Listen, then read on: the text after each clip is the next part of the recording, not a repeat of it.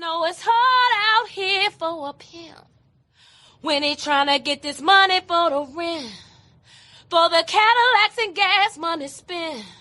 We'll have a whole lot of bitches jumping shit.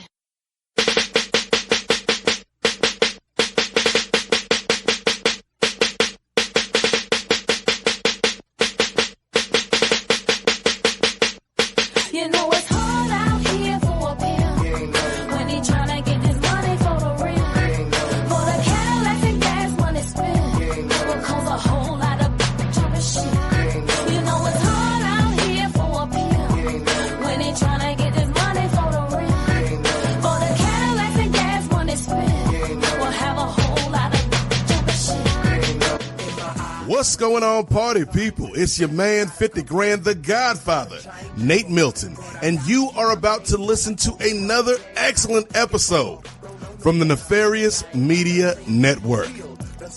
Since January of 2025, we have been putting it down for the crown, and we've been committed to bringing you truthful, thoughtful, turned-up commentary as it pertains to the worlds of sports, politics, pop culture, pro wrestling, entertainment, and life. Yes, life. This thing that we are all just trying to get through day by day. An electric word called life, as the man used to say. And that brings us to the drive for 500.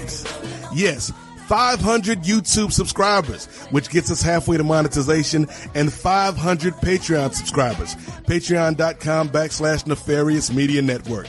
That's our stretch goal for the year, because if we hit those marks, it allows us the flexibility and the freedom and the funds, quite honestly, to do some more things here at the network, to be more consistent with our shows, to bring you new shows, and to bring some people on to help with production.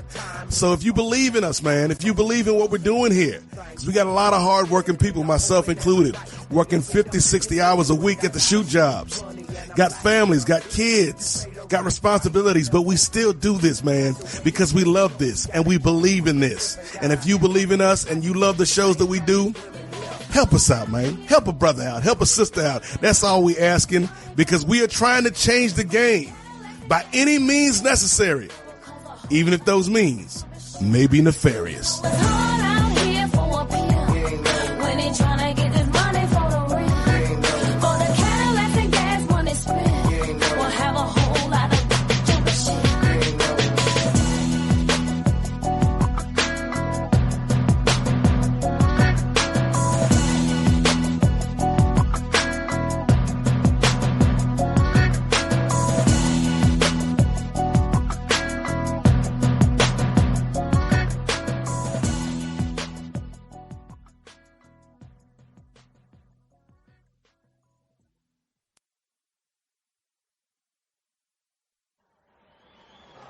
Ladies and gentlemen, this is the main event of the evening.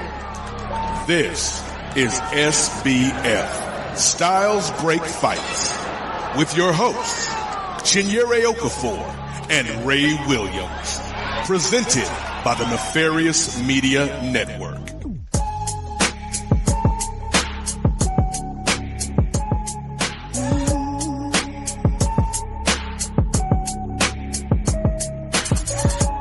Hi. It's your boy Two-Way Ray Williams, and we are back again with another installment of the Styles Break Fights podcast, September of 2025. How y'all doing? Hopefully all of y'all are doing well. At the time of this recording, it is September 23rd, I believe. If you run in those circles on social media, then it's supposed to be the rapture. If you're not a religious person, it's a biblical tale that basically Jesus is supposed to come back, take up all of his elect, and then leave the rest of them behind. Well, hopefully I didn't get left behind, but don't think the rapture is going to happen right now, but we still got like 7 hours left in the day. So who knows? Hopefully I can still get this podcast up, but hopefully all of y'all are doing well. Chi-Chi didn't get caught up in the rapture, as far as I know, but Chi-Chi, again, cannot join me. Of course, she's always hardworking with her duties at EFC and also with her duties as an independent combat sports writer. So hopefully she's doing well, and hopefully we can get her back. Hopefully she's not too broken up over DDP losing the title last month. But we're not going to bring up that stuff. We got a whole bunch to talk about today, including not Floyd Mayweather. I don't know why I was thinking Floyd Mayweather. Terrence Bud Crawford getting a big time victory over Saul Canelo Alvarez. We're also talking about upcoming UFC pay-per-view card that'll be UFC 320. But just like last time, guys, just like last month, even though Chi-Chi isn't here, I am not alone, because joining me is a good friend of mine, a very good dude. He's a martial arts instructor, jiu-jitsu black belt, also a fellow pro wrestling fan and a fellow black nerd as well. So hopefully you guys can go ahead and welcome on. This is a recording, so you probably weren't hearing this live, but go ahead, even while you're listening to this recording, go ahead and give it up for my friend Teddy Bisrat. Teddy, how you doing, brother? I'm doing well, man. How are you doing? Thanks for having me. Oh, no problem, brother. You're one of the folks that I really wanted to get on here, and especially want to get you on our pro wrestling podcast as well. We'll have to talk about that, but I especially wanted to get you on here because Spinning Black Fists was the original name of this podcast, because I wanted to kind of show a side of mixed martial arts that was more Afrocentric. But we knew that name wasn't going to stick, so we went ahead with Styles Break Fights. So with that being said, you being a martial arts practitioner of color, I wanted to know what got you into martial arts, and who are some of your influences and some of your inspirations as far as the sport goes, or as far as just mainly martial arts goes? Yeah, so my parents, they got me and my brother into Taekwondo back in the day. Just kind of like a lot of kids being thrown into karate and other sports and things like that.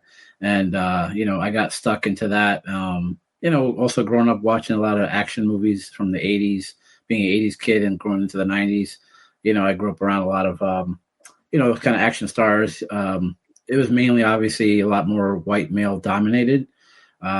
But those that stood out for sure, that really influenced me growing up, or like, people like Wesley Snipes. Some people don't realize he has a martial arts background. And a lot of the stunts he did were just legit, and you could tell they're like practical effects. But yeah, like just people like him, just a lot of different movies and shows growing up. You got Bruce Leroy from The Last Dragon. That whole movie definitely influenced, I'm sure, not just me, a lot of people. Growing up a lot of TV shows, and you see a lot of different characters come into play. Something that just came up in my mind earlier was like Family Matters. If you remember Steve Urkel. Yes. Remember when he had those episodes where he transformed into Bruce Lee?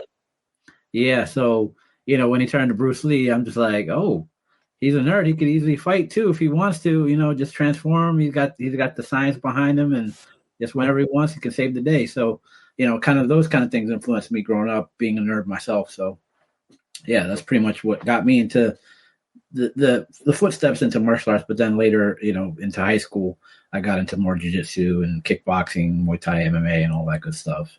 And then the rest is history. About 20 years later, and here I am. Nice.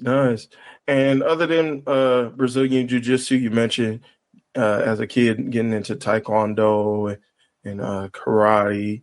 And as I mentioned off the top as well, you've done some Muay Thai matches as well. Are there any other martial arts that you've gotten into as well, or is that the bulk of it? So I cross-trained a lot for years, into like judo, Krav Maga, wrestling, just a lot of combatives and things like that. So, I dipped my toes in a lot of different things, and Taekwondo is one of the things that got me started and got into the demo team there. later on when I got my black belt and did some weapon demonstrations, things like that, with my bow staff and nunchucks here and there. And yeah, that's about it. Gotcha. Well, earlier you mentioned how the 80s and the 90s were kind of revolving around these big action stars, and most of them were Caucasian or white American or white. When you look at Sylvester Stallone, and you look at Jean-Claude Van Damme or Arnold Schwarzenegger, and you mentioned that kind of being the peak, and we were talking offline about this as well, that kind of back then being the peak of masculinity and kind of what boys, no matter what color they were, kind of strive for. They always wanted to be like the good guys and the action heroes, and those were things that we looked at. And then you mentioned as well, more folks of color started coming to the forefront. When you mentioned Zach Black Ranger from Power Rangers, and you also mentioned Bruce Leroy as well. And so now we kind of fast forward, and one other thing that we discussed was kind of what kids were looking up to now. And you kind of mentioned that key phrase that I was like, oh yeah, we got to talk about this. And that's the manosphere. And now seeing the relation of the manosphere and with all the Andrew Tates, and now the relationship with that and with the UFC now. I know you've mentioned before, you kind of keep up with the UFC here and there, but you don't really watch them live. If you could explain to the people why that is. Yeah, sure. Obviously, besides being busy and, these reviews are late in the night, I have noticed something over the years, and it's a lot of these politics on the promoter side. For instance, like Dana White, I've respected him and what he's done for the sport and where he stands and the relationships he's built. But at the same time, it's like there's a lot of this echo chamber that falls into play with the people you mentioned already. But people I grew up watching forever, like Joe Rogan, for instance. And there's a following of people that kind of gravitate toward, the mixed martial arts side in the UFC. And then you have like the machismo kind of bubble of those influencers and, people that go into the machismo, what we call mansphere nowadays, of, this is what a man should be. This is what should be entertainment. This is what we should be supporting. And so it crosses over and that blurs that line now, where even over the years, you see politics coming into play, and you see Dana White having this long-term relationship with, people like Trump or, other people, and not allowing to kind of be more mindful about things that come along with that. So it bleeds into the UFC, and then you see things that are being supported still that should not be supported, in my opinion, kind of in the art of martial arts, that we call Bushido. It's like, the way of martial arts, and there should be kind of a lane. And I feel like there's been a lot of crossing over of lanes. And I think once you start doing that, it can turn people off. And for me, I kind of stopped watching it because there are some things that they find more important. And when I say they, I'm talking about like now it's TKO, right, under that umbrella. Prior to that, it was, Lorenzo Fertitta, you had Frank Fertitta and Dana White under Zuffa banner. And then I feel like they had a little bit more class, in my opinion, in terms of how they went about their business. But now I feel like it's kind of become messy, and they're letting in all this toxic culture into the business and the format and what we call manosphere. Hopefully that's making sense. Oh yeah, definitely. And it seems as though some of the fighters are kind of like egging it on as well. We all know about Colby Covington and his antics. Well, you turn around and you also see Jorge Masvidal supporting Trump. You see Justin Gaethje going to the rallies with Trump.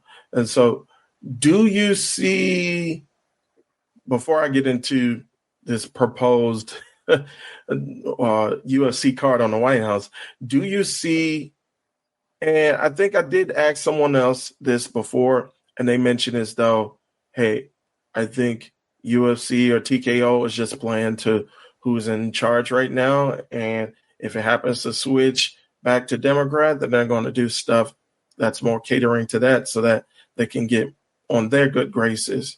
So do you see a similar thing? Do you see the UFC changing, whether it be by the change or transition of whoever's in power, or do you think that it can be affected by people who don't want to watch this on their UFC, who want to quote unquote stick to sports? Like, do you see there being a change in the philosophy of how UFC is doing things when they're associating themselves with these political ideologies?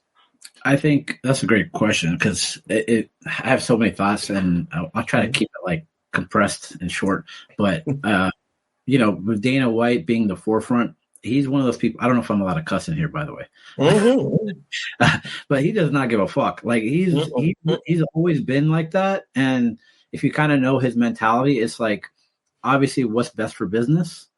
And sometimes, even though he says he's not going to do something, maybe a year later, 2 years later, he'll change his mind because there's pressure from the people, and that's what they want to pay and see, right? And there's shifts in the cultural expectations. But as long as he's kind of vocal, being that promoter and being able to lead, kind of fork into things, I think it's going to stay the path of how our culture is right now and how things are.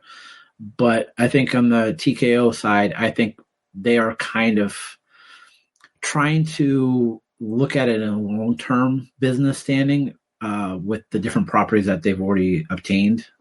If you're keeping up with some of the things that's happening, but like even with Dana White, him leaning into Power Slap or BJJ UFC, like there's this certain things that he's starting to kind of like take more attention to. And I think he's kind of seeing where the pull is more. And I don't know, from the chatter that I've heard over the years is like, especially recently, is that he's thinking about possibly stepping away from the UFC and more focusing on things. But, this hearsay, chatter and a lot of, there's no like actual official statements yet. But I guess to answer your question, I think it just depends on where people where their wallets are going right now. So with the prices too, those increasing in pay-per-views and things like that, you're not going to see legal streaming as much anymore, I don't think. So we'll see. I don't know. Well, I think that goes along with, as you mentioned before, them being under TKO, because we're seeing a similar thing with the pricing at WWE events as well. As far as UFC and the streaming, I think once they get under Paramount, they might have some relief, but then I think we've witnessed it this week with the boycott of ABC and ESPN due to their treatment of Jimmy Kimmel.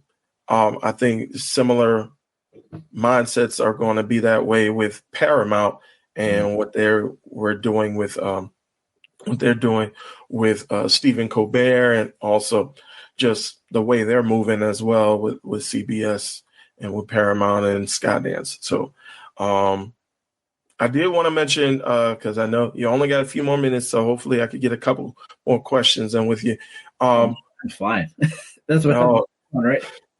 In other words, so the White House card, do you think this is going to happen?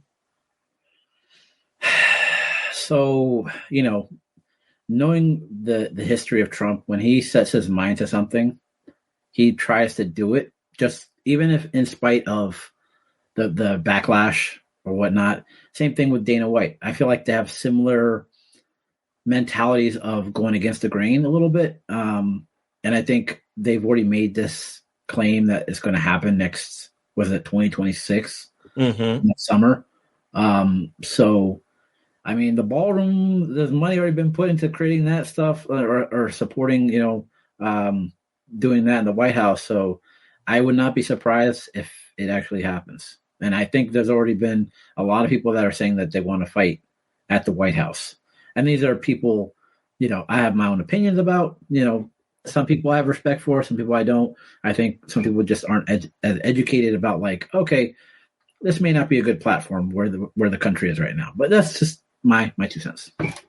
Yeah, I totally understand. I think a lot of people are comparing it to the Romans having their gladiators fight in the midst of the fall of their regime or the fall of their government. So we'll see what happens with that. Do you think all the speculated fighters are going to actually be involved? Let's say John Jones and Conor.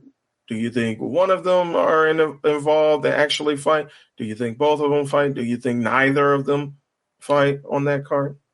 So if it happens, anything can happen. We're living in 2025 right now. Pigs can fly. Like I'm not surprised by anything right now. We're seeing the movie Idiocracy unfold.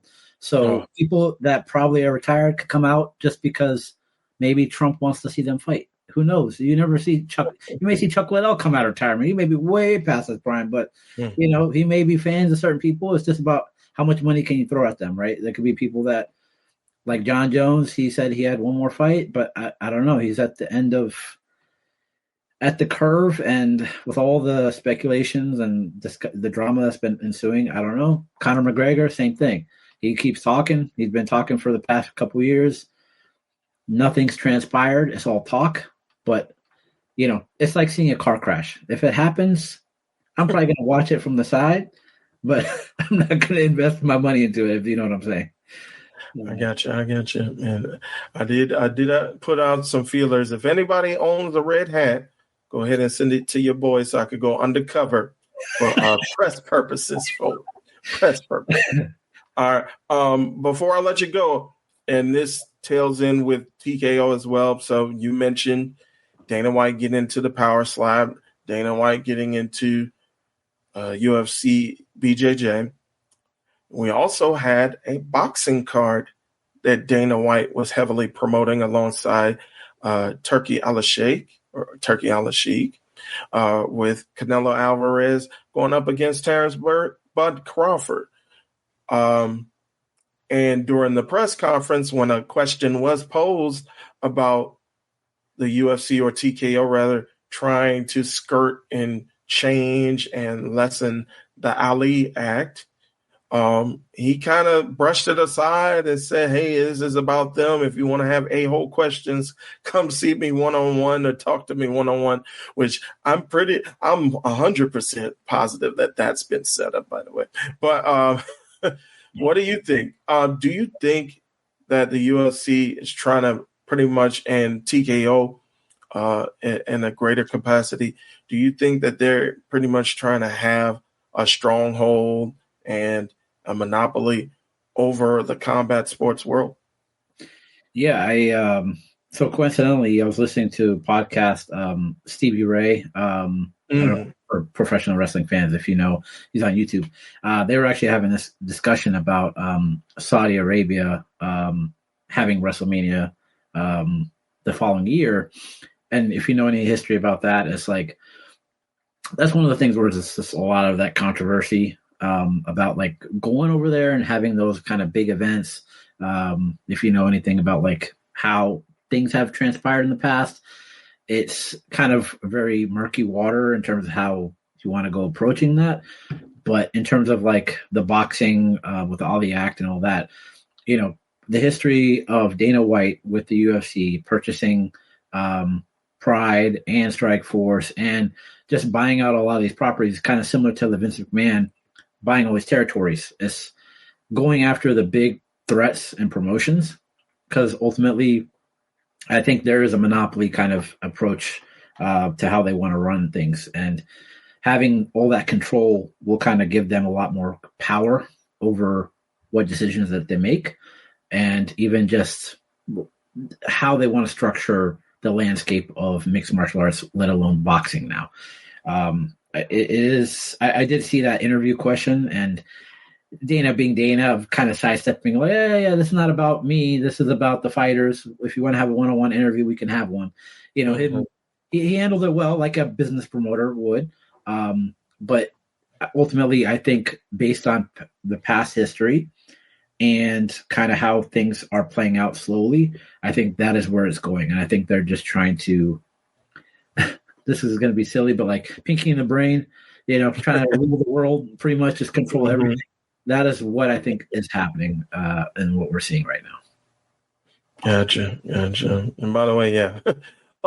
It's not about me, even though I'm standing in the dais right in between these two, right in the front of the stage. Yeah, it's not about me, though. No. Yeah. that was very amusing to me. Yeah. All right. Well, I know you got to go. I know you're a very busy man.